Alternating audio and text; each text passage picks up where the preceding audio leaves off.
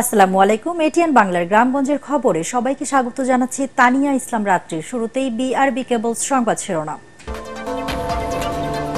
৫ লাখ শ্রমিকের বেতন ও বোনাস দেয়া নিয়ে চ্যালেঞ্জের মুখে চট্টগ্রামের গার্মেন্টস মালিকরা। পোশাক খাত আবারও অস্থির হওয়ার আশঙ্কা। দাবি আদায়ে সারা দেশে মেডিকেল কলেজগুলোতে তৃতীয় দিনের মতো কর্মবিরতি পালন করেছেন চিকিৎসকরা, দুর্ভোগে রোগী ও স্বজনরা। এবং ঈদকে সামনে রেখে সিরাজগঞ্জের তাঁতপল্লীতে বেড়েছে ব্যস্ততা। দিন রাত চলছে কাপড় বুননের কাজ। দেশীয় শাড়ির চাহিদা বাড়ার আশা মালিকদের।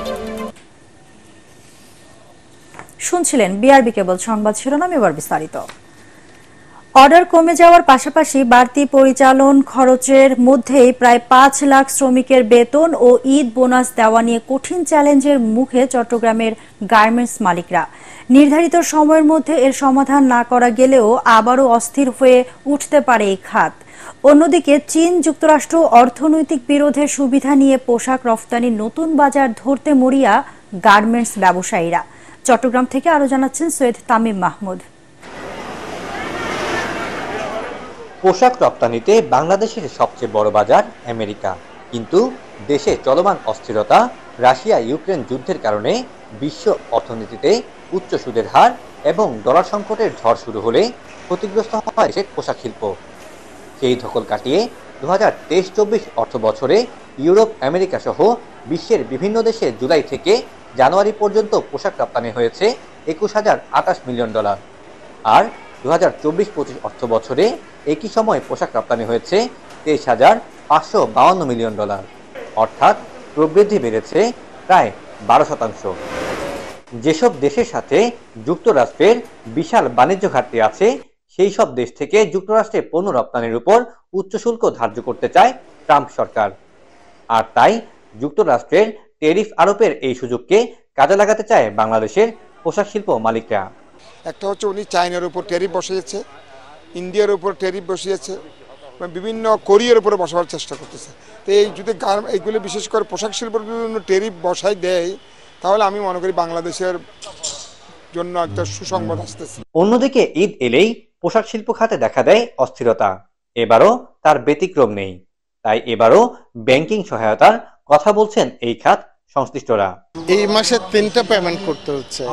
ফেব্রুয়ারি মাসের বেতন, মার্চের বেতন, আবার ঈদের বোনাস, সবকিছু মিলে একটা আর্থিক চাপে আছে। ফ্যাক্টরি সুন্দরভাবে চালাতে পারলে বোনাস বেতন দেওয়া তো কোনো কঠিন ব্যাপার না। চট্টগ্রামে কারখানা রয়েছে প্রায় 600, এর মধ্যে চালু আছে 350টির মতো। আর এইসব কারখানায় কাজ করছে 5 লাখেরও বেশি শ্রমিক। সৈয়দ তামিম মাহমুদ, এটিএন বাংলা, চট্টগ্রাম। 5 দফা দাবি আদায়ে সারা দেশে মেডিকেল কলেজগুলোতে তৃতীয় দিনের মতো কর্মবিরতি পালন করছেন চিকিৎসকরা। সিলেট কেন্দ্রীয় শহীদ মিনারে ওসমানী মেডিকেল কলেজের চিকিৎসকরা সমাবেশ ও বিক্ষোভ মিছিল করেন। এর আগে সকাল 9টায় ওসমানী মেডিকেল কলেজ প্রাঙ্গণে সমবেত হয়ে কর্মবিরতি শুরু করেন তারা। এতে চরম দুর্ভোগে পড়েন সেবা নিতে আসা রোগী ও তাদের স্বজনরা। দাবি বাস্তবায়ন না হলে পরবর্তীতে কঠোর কর্মসূচিতে যাবেন বলেন আন্দোলনরত চিকিৎসকরা। বরিশালের চিকিৎসকরা ধর্মঘট করায় শেরেবাংলা মেডিকেলে কলেজ হাসপাতালের আউটডোরে চিকিৎসা সুবিধা বন্ধ রয়েছে। এতে ডাক্তার দেখাতে না পেরে অসহায় রোগীদের ফিরে যেতে হয়েছে। তবে হাসপাতালে ভর্তি রোগীদের চিকিৎসা চলছে। চট্টগ্রাম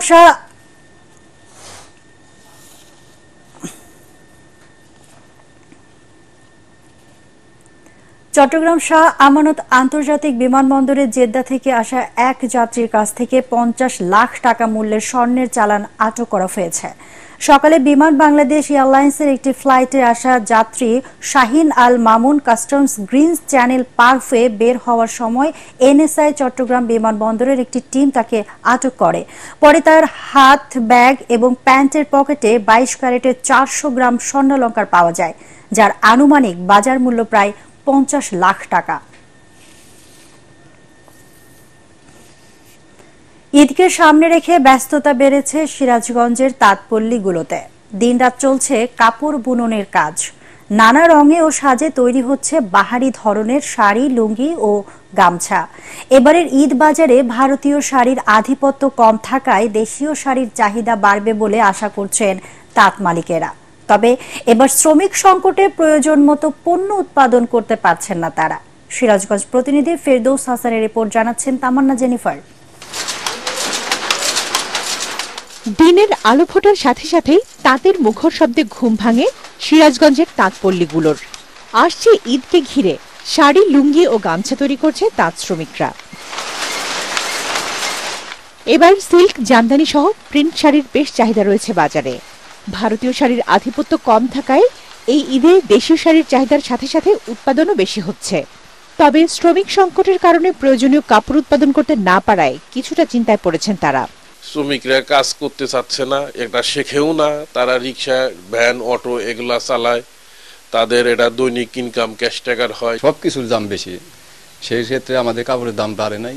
আমরা একটু সুযোগ সুবিধা পেলে আরো ভালো শাড়ি তৈরি করতে পারবো। আমাদের শাড়ি ভারতে যাচ্ছে। শ্রমিকরা বলছেন, বাজারে সবকিছুর দাম বৃদ্ধি হলেও তাদের কাজের মজুরি বৃদ্ধি হয়নি। আমি 30 বছরে তাঁত বোনাই, হাতে তাঁত, 5টা চাল বান্না খাই।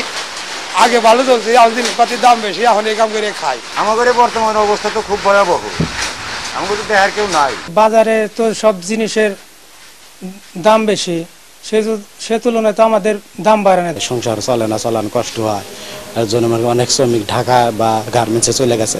এদিকে সিরাজগঞ্জ চেম্বার অব কমার্সের পক্ষ থেকে রং ও সুতা সহ তাঁত উপকরণের বাজার নিয়ন্ত্রণে বস্ত্র মন্ত্রণালয়ে সুপারিশ করা হবে বলে জানান ব্যবসায়ী সংগঠনের নেতারা। বস্ত্রমন্ত্রীর কাছে অনুরোধ করব যে যদি রঙের দাম এবং সুতার দাম একটা নির্দিষ্ট আওতার মধ্যে রাখা যায়, তাহলে আমাদের সিরাজগঞ্জের তাঁতিরা আরো লাভবান হবে, আরো কাপড় ভালো উৎপাদন করতে পারবে।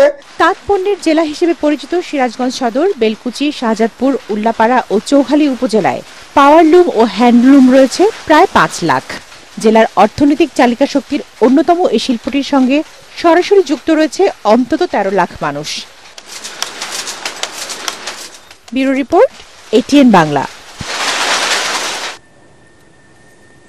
নাটোরের বড়াইগ্রামে মাদ্রাসা ছাত্রকে বলাৎকারের দায়ে একই মাদ্রাসার শিক্ষক আব্দুর রহিম কালুকে যাবজ্জীবন কারাদণ্ড দিয়েছে আদালত। একই সাথে 50,000 টাকা জরিমানা আদায় করে ভিকটিমকে দেওয়ার আদেশ দেওয়া হয়। সকালে নাটোরের নারী ও শিশু নির্যাতন দমন ট্রাইব্যুনালের বিচারক মোহাম্মদ আব্দুর রহিম আসামির উপস্থিতিতে এই রায় দেন। 2021 সালের 18 মে বড়াইগ্রামের আল জামিয়া মাদ্রাসার শিক্ষক আব্দুর রহিম কালু তার মাদ্রাসার 5ম শ্রেণীর ছাত্রকে স্থানীয় একটি ভবনের ছাদে নিয়ে বলাৎকার করেন। পরে এই ঘটনায় ছাত্রের বাবা আব্দুস সামাদ বাদী হয়ে মামলা দায়ের করলে প্রয়োজনীয় সাক্ষ্য প্রমাণ শেষে বিচারক এই রায় দেন। মাগুরায় শিশু ধর্ষণের প্রতিবাদে ও ধর্ষকের ফাঁসির দাবিতে লালমনিরহাটে মানববন্ধন করেছে জাতীয়তাবাদী মহিলা দল। সকালে শহরের মিশন মোড়ে এই মানববন্ধন অনুষ্ঠিত হয়। জেলা মহিলা দলের সভাপতি অ্যাডভোকেট জিন্নাত ফেরদৌস আরা রোজি, সিনিয়র সহসভাপতি শামসি রহমান নূপুর ও সাধারণ সম্পাদক অ্যাডভোকেট আঞ্জুমান আরা শাপলা সহ অন্যান্যরা এ সময় বক্তব্য রাখেন।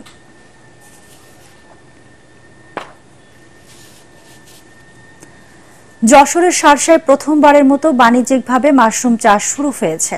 উপজেলার সীমান্ত সংলগ্ন টেংরালি গ্রামের শিক্ষিত বেকার যুবক মুজাহিদুর রহমান প্রথম উদ্যোক্তা হিসেবে মাশরুম চাষ শুরু করেন। বিক্রিও শুরু হয়েছে তার মাশরুম। কৃষি কর্মকর্তারা বলছেন, মাশরুম চাষে আগ্রহ বাড়াতে ও বিপণনে সব ধরনের সহযোগিতা করবে কৃষি বিভাগ। বেনাপোল প্রতিনিধি আহমদ আলী শাহিনের রিপোর্ট, জানাচ্ছেন জাহিদুল আলম। ইউটিউব দেখে মাশরুম চাষের প্রতি আগ্রহী হয়ে ওঠেন যশোরের মুজাহিদুর রহমান। 2000 টাকায় 50টি স্পন কিনে শুরু করেন মাশরুম চাষ। বিফলে যায়নি তার পরিশ্রম। 1 বছরের ব্যবধানে স্পনের সংখ্যা 2000-এর বেশি। একটি স্পন থেকে 2 থেকে 3 দিন পর পর মাশরুম বেড়ে ওঠে। আবহাওয়া ভালো থাকলে প্রতিটি স্পন থেকে আধা কেজি করে মাশরুম পাওয়া যায়, যার প্রতি কেজি বিক্রি হচ্ছে 300 থেকে 400 টাকায়। স্থানীয় বাজারগুলোতেও চাহিদা রয়েছে ব্যাপক। মাশরুম সম্পূর্ণ আমি দেখি আমাদের এই ভাই প্রাকৃতিক ভাবেই উৎপাদন করেন। অল্প পুঁজিতে ভালো লাভজনক একটা মাশরুম চাষ উৎপাদন করা যায়। আমি নিজে ইন্সপায়ার হচ্ছি যে এটা বাণিজ্যিকভাবে উৎপাদন করা যায় কিনা। তো আমার দেখে খুব ভালো লাগছে, আশা করি আমি বাসায় যে এই বিষয়ে আরো জ্ঞান নিয়ে আমি শুরু করতে পারবো। এখান থেকে আমি প্রতি মাসে প্রায় 20,000 টাকা ইনকাম করি, এবং যদি আমি বর্ধিত করতে পারি তাহলে এখান থেকে 1 থেকে 1.5 লাখ টাকা পর্যন্ত ইনকাম করা সম্ভব প্রতি মাসে। মাশরুম বিক্রির বাজার ও চাষে আগ্রহ বাড়াতে কাজ করছে কৃষি বিভাগ। আমরা উপজেলা কৃষি অফিসের পক্ষ থেকে ওনাকে সার্বিকভাবে সহযোগিতা করছি এবং বিভিন্ন কারিগরি এবং প্রযুক্তিগত জ্ঞান ওনাকে আমরা দিচ্ছি, যাতে উনি আরো ভালো করে মাশরুম উৎপাদন করতে পারে। শার্শা উপজেলার ট্যাংরালী গ্রামের মাশরুম সরবরাহ করা হচ্ছে দেশের বিভিন্ন বড় শহরে। মুজাহিদুরের কাছ থেকে পরামর্শ নিয়ে অনেক বেকার যুবকও শুরু করেছেন মাশরুম চাষ। Bureau report, ATN Bangla. দর্শক, পরবর্তী সংবাদ দেখার আমন্ত্রণ জানিয়ে এখনকার মতো শেষ করছি। এটিএন বাংলা সংবাদ ইউটিউবে দেখতে ব্রাউজ করুন youtube/ATN বাংলা নিউজ। ধন্যবাদ সবাইকে।